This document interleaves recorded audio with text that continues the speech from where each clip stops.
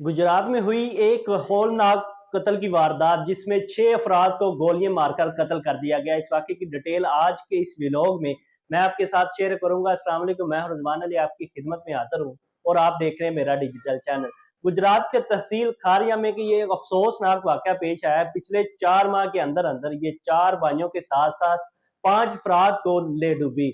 ये जो दुश्मनी सिर्फ और सिर्फ विरासत के बंटवारे की वजह से होती है।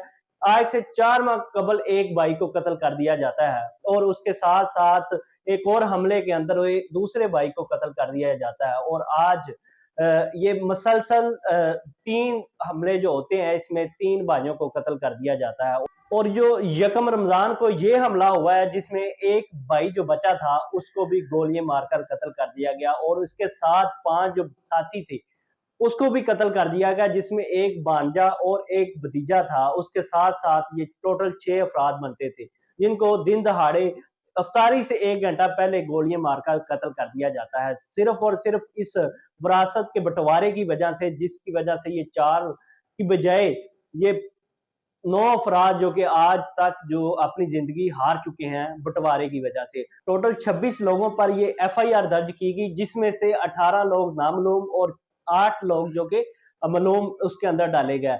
हमारे माशरे के अंदर इस तरह के वाकयात आए रोज हम सुनते हैं। ये एक बड़ा अफसोसनाक वाकया है कि एक साथ 6 अफराद को गोलियां मारकर कत्ल कर देना। और गुजर बरादरी के ये टोटल 6 अफराद जो कि आज फिर अपनी जान की बाजी हार गए।